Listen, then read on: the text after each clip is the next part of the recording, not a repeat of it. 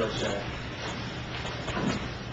I wanted to present today a culmination of research that we've conducted at the Institute. USIP has been doing a great deal of research on North Korean state trading companies.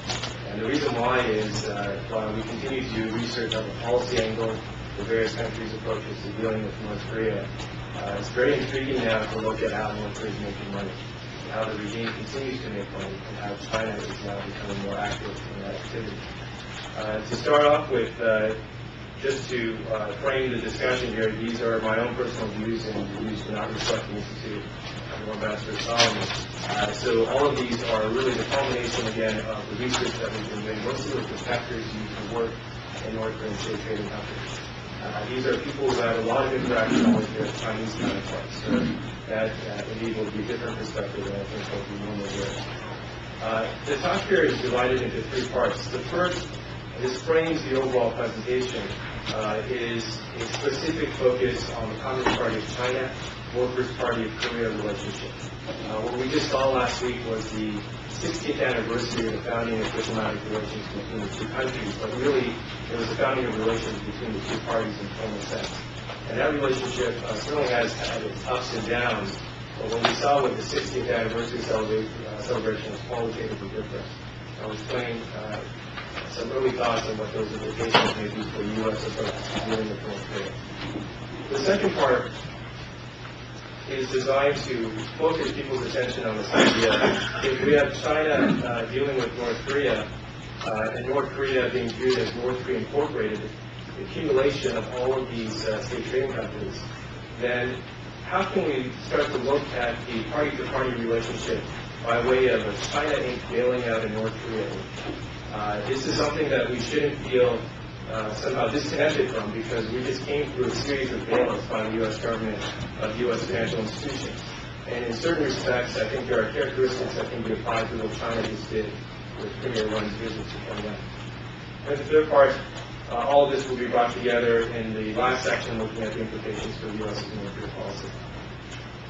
To first start off with, as Jonathan was talking about the key events in most recent years, I would start with the October 1949 period where China and North Korea, through their Communist parties, established this a channel that has endured over very difficult times, even in the Chinese-North Korean relationship. Certainly, North Korea has played China off of the Soviet Union, but within the bilateral Chinese-North Korean relationship, there were some pretty dark days, especially during the Cultural Revolution. These are things that we are getting to appreciate more because of an institute down the street, the Woodrow Wilson Center. We have the ability to go through a lot of the diplomatic communique that was being sent within the communist world, but especially between Beijing and Pyongyang. The fast forward here is to August of 1992, which is the critical point in the relationship between China and South Korea. This is a period where South Korea establishes diplomatic relations with China. And this is a part of South Korea's broader northern policy, an effort by South Korea to rebalance the power dynamics on the Korean Peninsula to create an environment conducive to the economy.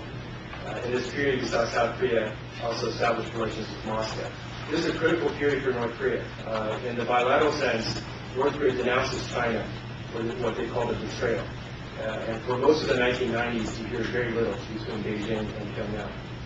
Also during this period, the security relationship and the security protection really that South Korea enjoyed in the in the Soviet-North Korean security treaty lasted.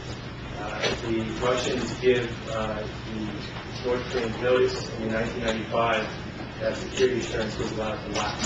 So right now, as North Korea points out, they do not enjoy a nuclear umbrella, they do not enjoy a security relationship, they feel compelled to develop their own indigenous nuclear deterrent. So this period really sees the lapse of a comprehensive relationship. North Korea, going forward after the Northern Policy period, is left without a comprehensive relationship. Of the two relationships, the one with the Soviet Union was declining in the 1980s. The relationship with China was growing, but in the commercial sense. And I'll zero in on the ramifications of that shortly. If we move to the October 2005 period, specifically looking at the Communist Party of China, Workers' Party of Korea relationship, October 2005 is a critical year. That's the year where Vice Premier Wu attends the 60th anniversary of the founding of the Workers' Party of Korea. Now, I am focusing a lot on the commercial aspect of this, and people matter. With Vice Premier Wu's delegation, we see the attendance of Commerce Minister both. That's a very unique phenomenon because the trade agreements that are signed with billions of dollars are actually manifest in the Busan Iron Ore mine deal of October 2005. This is a period where Vice Premier Wu basically says that China is willing to help North Korea develop its natural resources and infrastructure. She puts money where her mouth is, and North Korea and China, through China Inc. and North Korea, Chinese state-owned enterprise, and a North Korean state trading company, established the Busan Iron Ore mine deal, which is a significant landmark in terms of the commercial relationship and interaction between the two communist parties. We moved to the events of last week. Premier Wen Jiabao attends the 60th anniversary of the founding of bilateral relations. In his delegation, in our little picture very soon, we see the presence of Commerce Minister Chen and also the chief of the National Development Reform Commission, the chief economic planner in China. And here, what the Chinese are basically saying with this very grand, very comprehensive delegation is that China, the Communist Party of China, is willing to reestablish and broaden a comprehensive relationship with North Korea, but specifically the Workers' Party of Korea. And again, this is really a culmination of a concerted bilateral effort, party to party, by the Chinese. There was a lot covered in the press about the six-party talks. Will this lead to a breakthrough? Will it be a bilateral U.S.-North Korea breakthrough, or will it be some aspect of a multilateral in some format leading to six-party talks? While that coverage and that discussion is still ongoing, I draw your attention to this comprehensive relationship, and within this comprehensive relationship, the commercial dynamic. To graphically represent this, if we look at China Inc. interaction with North Korea and looking here in terms of the commercial ties, inactive to active, and the linkage of that commercial activity to denuclearization activity from high to low, the majority of China's commercial interactions with North Korea Inc. are not linked to denuclearization at all. The Chinese have not stated to North Korea, if you do not denuclearize, we will not jointly develop your natural resources. That has never been officially stated by Beijing. There is clearly a long-standing two-track approach by Beijing. Beijing, during the six-party talks, pushing the various parties, in addition to North Korea, to move down the path of implementation of the various six-party talks agreements. And in the bilateral party-to-party relationship, the commercial relationship is becoming deeper. Within all of this, Russia has also been doing a low level of commercial activity. That has been predominantly carried out by local players in the Russian Far East. And again, this has nothing in the formal linkage to denuclearization. As we move to the other countries, now the Myanmar government in Seoul, South Korea is adamant that anything that South Korea does vis-a-vis North Korea is linked to denuclearization. And Vision 2000, Myanmar's policy, predicates denuclearization before a package of deals, essentially raising North Korean living standards in 10 years' time, $2,000 GDP per capita. Related to this, you have Japan also, and largely because of the investor issue, but also denuclearization, basically saying no commercial engagement, no economic development assistance unless denuclearization is done. But in all of this, diametrically opposed to the position of China is the United States, where there is no commercial interaction on a substantial basis, and everything is linked to denuclearization. So from this position, there are many implications, and I'll go into that into more detail.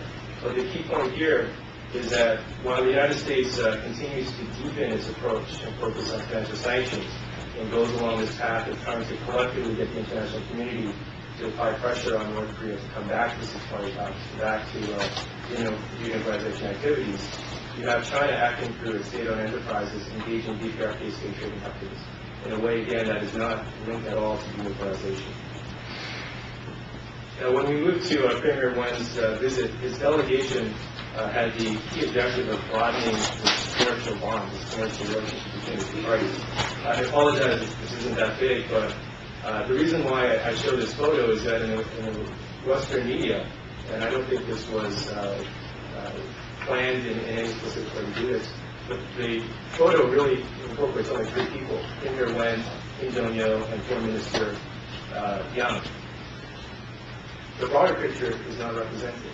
And I think the broader picture is really important because here you have Commerce Minister Chen, and you have National Defense Reform Commissioner-in-Chief Zhang, as well as the senior military official. This is as comprehensive as the Chinese delegation has been sent to North Korea in many, many years. So if you look at it, yes, it is the 60th anniversary of the founding of diplomatic relations between the two countries.